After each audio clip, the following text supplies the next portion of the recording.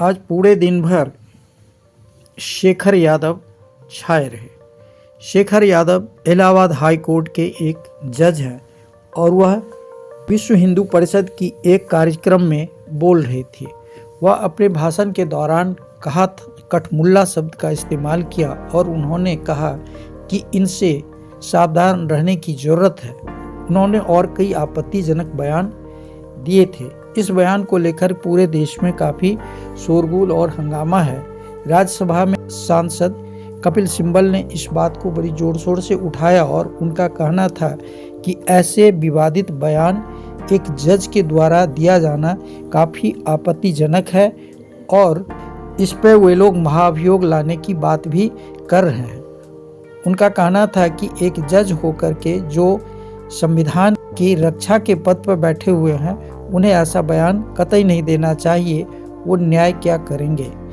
उनका आरोप यह भी था कि ऐसे लोग तो पहले बयान दे देते हैं, फिर इस्तीफा दे करके राज्यसभा के सदस्य बन जाते हैं। तो इस प्रकार की प्रवृत्ति बहुत ही खतरनाक है और उन्होंने चीफ जस्टिस से आग्रह किया कि इनके ऊपर महाभियोग लाने का प्रस्ताव किया जाएगा। वे जल्द ही इस पर। दूसरी तरफ एक और मामला तब राज्यसभा में छा गया। जगदीप धनकर राज्यसभा के सभापति के रूप में न कार्य करते हुए पार्टी के कार्यकर्ता के रूप में जब कार्य करने लग जाते हैं, उनको विपक्ष का कोई भी बयान सुनना तो बड़ा मुश्किल होता है। लेकिन बीजेपी के कोई भी नेता अगर बोलते रहे तो वो बड़े ध्यान से सुनते रहते हैं। संजय सिंह से बहस हो गई और ख़ास बहस तब हो गई जब किरण रिजिजू ने संजय सिंह को नाचने वाले कह दिया और इस बात को लेकर के संजय सिंह काफ़ी खफा हो गए और अंत में यह तय हुआ कि जगदीप धनकर के खिलाफ अविश्वास प्रस्ताव लाया जाए और जिसकी तैयारी वो लोग कर चुके हैं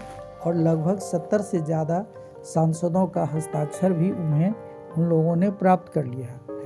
हालांकि अविश्वास प्रस्ताव लाने से जगदीप धनकर की सेहत के ऊपर कोई ज़्यादा प्रभाव तो नहीं पड़ेगा, लेकिन संशय का विषय यह है कि राज्यसभा के चेयरमैन यानी उपराष्ट्रपति जब इस बड़े पद पर पहुंच करके भी पार्टी के कार्यकर्ता की तरह कार्य कर रहा है, तो यह एक गलत मैसेज जाती है जनता के बीच और सांसदों के बीच। और इस मोरल आधार पर जगदीप धनकर को इस पद पर रहने का कोई औचित्य नहीं है।